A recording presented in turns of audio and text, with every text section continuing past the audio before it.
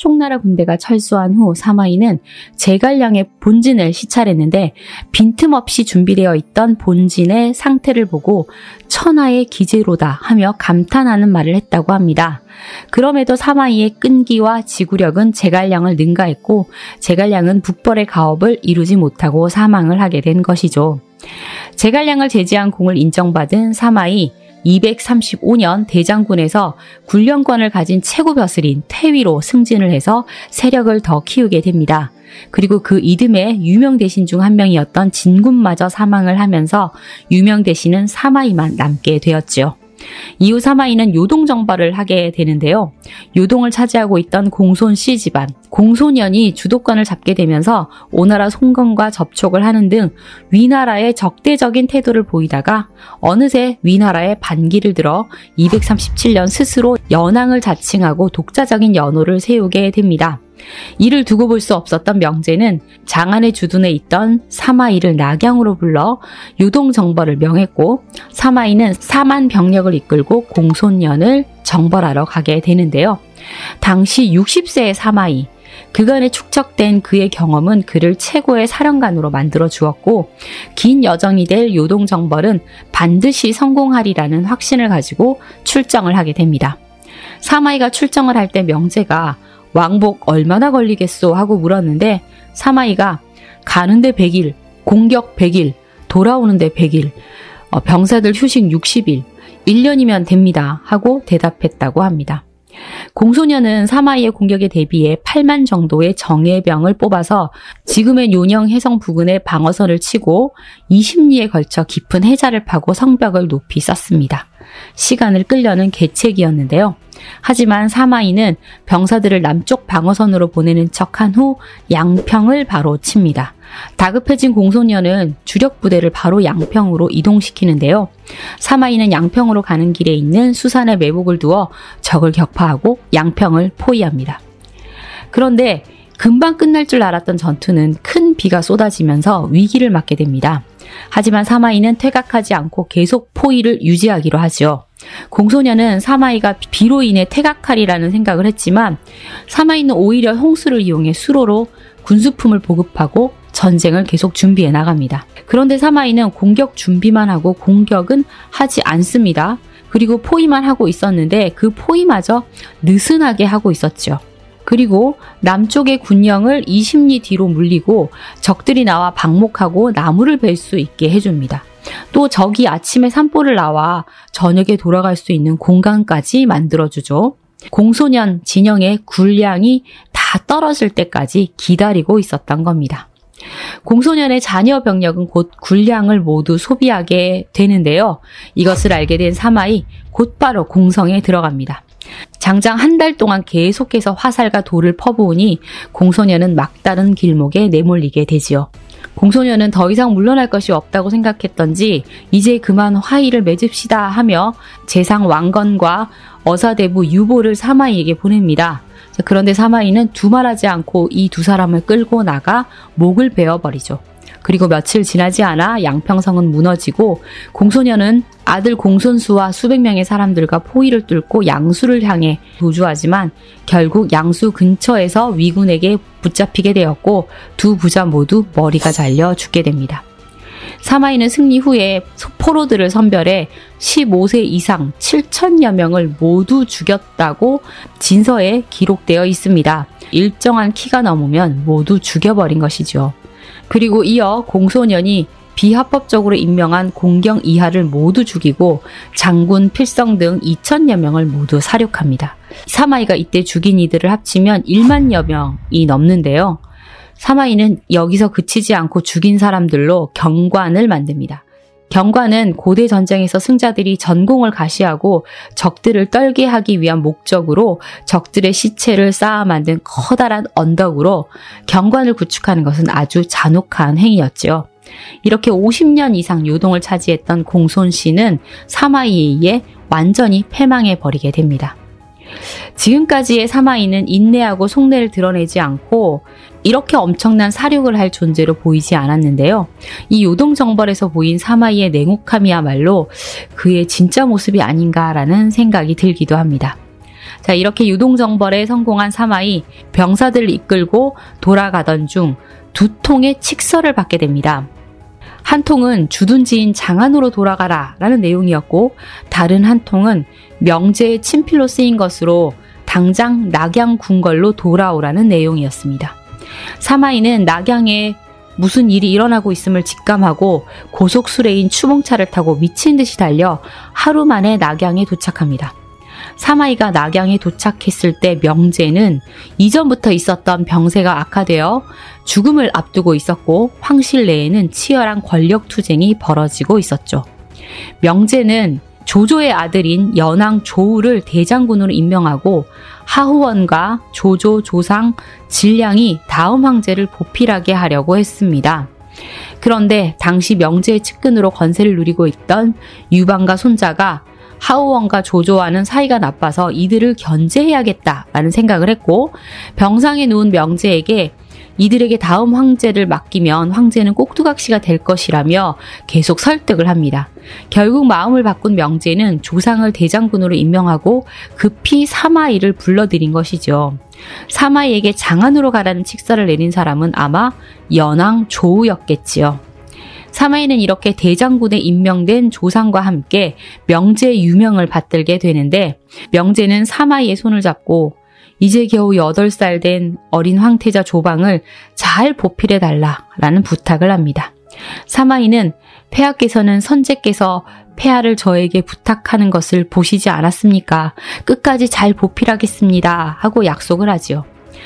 이렇게 사마이는 조조, 조비, 조예를 잇는 3대 위양들로부터 후계자를 부탁받는 최측근 대신이 됩니다.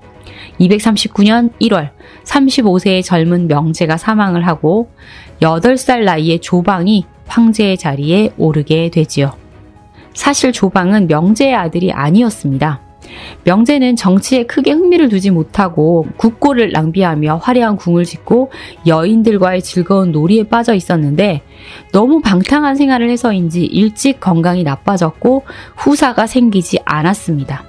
그래서 조씨 집안 자손인 조방을 데려와 후계자로 삼은 것인데요. 출신이 확실치 않은 어린 황제의 등장은 위왕조를 더욱 위태롭게 했습니다. 조방이 즉위한 뒤 사마이는 태부가 되는데요. 최고의 지위인 듯 했지만 실상은 실권이 없는 황제의 스승자리였죠. 이것은 대장군이 된 조상의 참모 정밀 등이 꾸민 일로 사마이를 밀어내기 위한 술책이 시작된 것입니다. 조상은 관중방면 총사령관이었던 조진의 아들인데요. 조진과 같은 세월을 보낸 사마이는 조상에게 많은 것을 양보하고 부딪히지 않으려는 노력을 합니다. 그리고 조상 역시 처음에는 사마이를 깍듯이 대하며 사마이와 정사를 잘 논의하는 듯 했지요. 하지만 권력을 가지면 그것을 휘두르고 싶은 것이 인간의 본성인 것인지 조상은 권력행위를 하는 것을 즐기게 되었고, 사마이가 조금씩 불편해지기 시작했습니다. 태부로 추대된 뒤에도 군사를 장악하고 있던 사마이는 오나라의 움직임을 견제하기 위해 해마다 몸소 병력을 이끌고 남정을 되풀이했는데요. 이런 군사행동은 조상 일파를 견제한다는 의미도 내포되고 있었던 것으로 보입니다. 조상 일파의 전행이 심해지고 있었으니까요. 이에 조상도 군 지휘관으로서의 명성을 쌓고 싶은 마음에 사마이의 반대를 물리치고 244년 10만 대군을 이끌고 촉을 정벌하러 나섰는데요. 역시나 전쟁 경험이 없던 조상은 대패를 하면서 자존심을 구기게 됩니다. 이후 조상은 자신의 참모들인 한, 등양, 이승, 정밀, 필계를 믿고 가까이 두었는데, 이들은 사마이를 국정에서 배제시키고 자신들 뜻대로 국정을 끌어가며 농단을 하게 됩니다. 이들 중 하한은 철학 담론인 청담의 창시자였는데요. 어머니가 조조의 첩이어서 궁중에서 자란 인물입니다. 하한은 어머니를 닮아서인지 그 용모가 아주 뛰어났는데, 스스로도 자신의 용모가 뛰어나다는 것을 알았던지 항상 외모에 신경을 쓰고 백분을 들고 다녔으며 자신의 그림자를 돌아볼 정도였다고 합니다. 하한은 이부성서로서 관리 등용을 좌지우지했기 때문에 조상 일파의 세력은 점점 더 강해지게 되지요. 조정에서 더 이상 힘을 발휘할 수 없는 위치가 된 사마이, 이대로 있다간 가문의 안위를 보장받을 수 없고 또 목숨까지 잃을 수 있다는 판단을 해서 247년부터는 병을 핑계로 정무를 보지 않고 집안에서만 지내게 됩니다. 그러면서 아들인 사마사와 사마소에게 항상 겸손하라는 지시를 해서 자식들의 벼슬만은 유지할 수 있게 하지요. 조상은 혹시 사마이가 꾀병을 부리는 것이 아닐까 계속 의심을 했고, 조상의 참모인 이승이 고향인 형주로 부임하면서 사마이의 병세가 사실인지 확인도 할 겸 인사를 하러 들리게 되는데요. 사마이는 백발을 흐트러트린 채 누워 있었고 죽을 먹는데 제대로 먹지 못하고 질질 흘리는 모습을 보입니다. 그리고 이승이 제가 형주로 발령을 받아 돌아갑니다 라고 말을 하자, 뭐? 병주로 간다고 하면서 잘 알아듣지 못하고 대묻고는 같은 말을 반복하는 겁니다.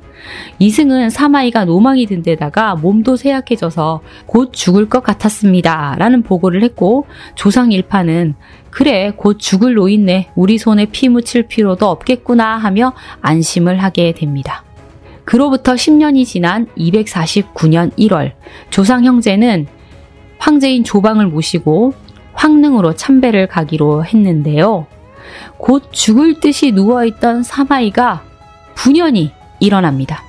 사마이는 조상의 전행을 탄핵하고 해임을 요구하는 상주서를 명제의 황후인 곽태우에게 전하면서 전행을 일삼는 조상 일당을 내가 쓸어버리고 황제를 구하겠다는 정당성을 만든 뒤 쿠데타를 일으킵니다. 동생인 사마부, 그리고 사마이의 맏아들 사마사, 그리고 사마 집안 사람들이 미리 약속한 대로 움직여서 낙양을 무력으로 진압해버리죠. 사실 사마이가 몸져 누워있던 시기, 장남 사마사에게 3,000명 규모의 비밀 사병을 조직하고 훈련시키도록 해두었던 것인데요. 그동안 알아 누워 있었던 것은 사마이의 완벽한 연극이었던 겁니다.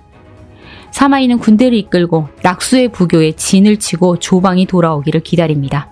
황제 조방에게 조상의 파면을 요구하는 상주서를 바치고 조상에게는 면직 조치로 끝날 것이니 무장을 해제하고 귀환하라는 설득을 하죠.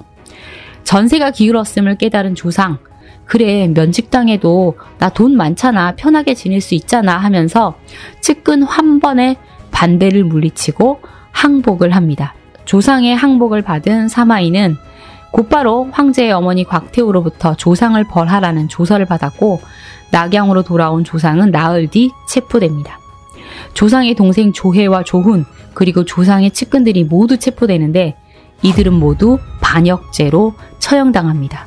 그리고 이들의 3조까지 멸하게 되죠. 이 쿠데타를 고평능 사변이라고 하는데요. 병을 핑계로 누워있던 사마이, 그 치욕의 세월 동안 이날을 기다렸던 것이고, 그의 냉혹함을 드러내며 후한의 싹을 모두 베어버림으로써 마침내 위왕조의 1인자가 된 것입니다. 물론 황제가 있긴 했지만 허수아비 황제는 사마이의 소나기에 들어온 것이나 마찬가지였죠.